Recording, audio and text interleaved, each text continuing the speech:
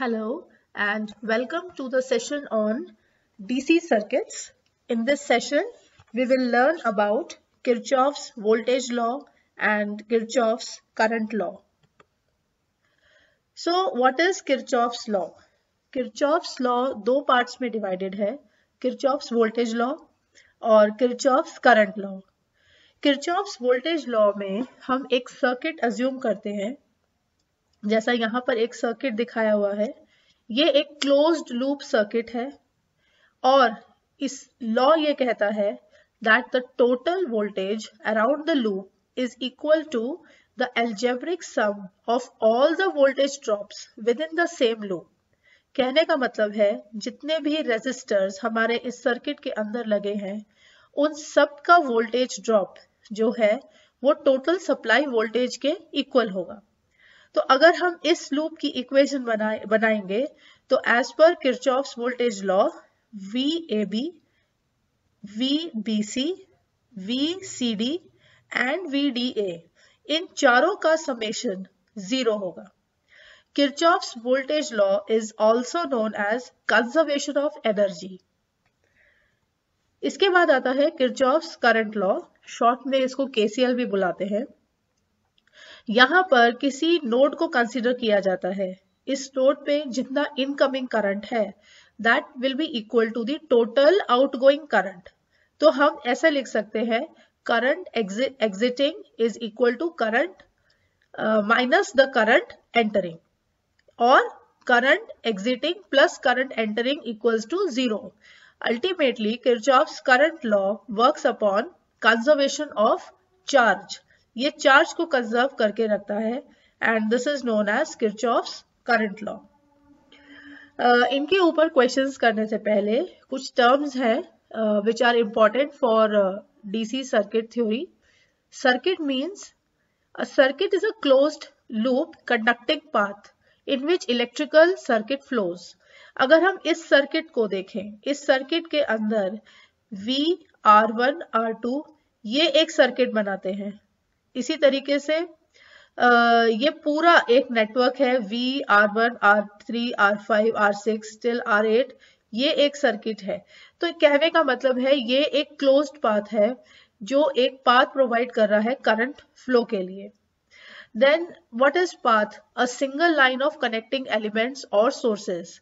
For example R2, R3, R4, R8 ये एक path है. V, R1, R3, R5, R6, R7, R8 ये एक पाथ है. सो सिमिलरली हम और पाथ्स भी डिफाइन कर सकते हैं. नोड क्या है? नोड इज अ जंक्शन जहां पर बहुत सारे वायर्स आके कनेक्ट होते हैं. 2 और मोर वायर्स एक जगह आके कनेक्ट होते हैं. तो यहाँ पर जो ग्रीन कलर के डॉट्स है ये हमारे नोड्स हैं. Branch is a group of components, या उसमें रेजिस्टर्स होंगे या वो रेजिस्टर्स और सोर्स का कॉम्बिनेशन होगा. Loop is a simple closed path in a circuit in which no circuit element और node is encountered more than once. ये एक लूप है. यहाँ पर हम V, R1, R2 इन सबको सिर्फ एक ही बार एनकाउंटर कर रहे हैं, एक ही बार कैलकुलेशन में कंसिडर कर रहे हैं. Similarly, R2, R3, R4, R8 this is another loop. R4, R5, R6, R7 this is another loop. What is a mesh? Mesh जो है वो भी एक क्लोज लूप है लेकिन उसके अंदर और कोई पाथ्स नहीं होते. मीन्स उसके अंदर कोई भी और लूप नहीं होता. So if I say here V, R1, R3, R5, R6, R7, R8 ये लूप है लेकिन इस लूप के अंदर 1, 2 एंड 3 ये 3 हमारी मैशेस है. यहाँ पर एक इम्पॉर्टेंट पॉइंट है कंसीडर करने के लिए. अगर हमारे कंपोनेंट सीरीज में कनेक्टेड होते हैं तो उनमें सेम करंट फ्लो करेगा and if they are connected in parallel तो उनमें सेम वोल्टेज अप्लाई होगा. एक छोटा सा क्वेश्चन है यहाँ पर. ये सर्किट हमें गिवन है, इस पे हमें KVL अप्लाई करके लूप करंट्स को कैलकुलेट करना है. तो यहाँ पर ये एक सॉल्यूशन है इसका. फॉर एग्जाम्पल हमने अज्यूम किया कि I1, I2 नाम के ये दो लूप करंट्स है और दोनों की डायरेक्शन हमने क्लॉकवाइज ले ली. नाउ इन दोनों की मुझे अब इक्वेशन बनानी है. तो लूप 1 में इक्वेशन कैसे बनेगी? I1 जब 50 वोल्ट्स के अक्रॉस फ्लो करेगा तो पॉजिटिव टर्मिनल से बाहर निकल रहा है, आउटगोइंग है, तो इसको हम ले सकते हैं पॉजिटिव, तो इसलिए 50 लिख दिया। बट अगर हम रेजिस्टर को देखें तो हर रेजिस्टर में current enters from higher potential और उसको जो छोड़ेगा वो लोअर पोटेंशियल पे छोड़ेगा, तो हायर टू लोअर पोटेंशियल इस तरह से करंट फ्लो की डायरेक्शन रहेगी। Keeping this in mind 15 ohms के अक्रॉस का जो वोल्टेज ड्रॉप है उसको हम लिख सकते हैं -15I1। देन 20 ओम्स जो है वो लूप 1 और लूप 2 दोनों में शेयर्ड है, दैट मीन्स इस पे I1 और I2 दोनों का इफेक्ट होगा। बट क्योंकि हम अभी लूप 1 की इक्वेशन को लिख रहे हैं तो यहाँ हम ये अज्यूम करेंगे that I1 is greater then I2। सो यहाँ पर क्या लिखा जाएगा, -20I1 I2, ये इक्वेट हो जाएगा 0 के as per KVL। Second loop की इक्वेशन के लिए हम इस लूप को कंसिडर करेंगे। अब I2 जो है वो नेगेटिव पोलैरिटी से छोड़ रहा है इस वोल्टेज सोर्स को, 100 वोल्ट्स के सोर्स को, so we will write -100। 20 ohms के लिए लिखेंगे -20I2 -I1, क्योंकि अब हम लूप 2 पे वर्क कर रहे हैं तो यहाँ हम अज्यूम करेंगे that I2 is greater than I1, and then इस 30 ओम्स के अक्रॉस का ड्रॉप हो जाएगा -30I2 इक्वल टू 0।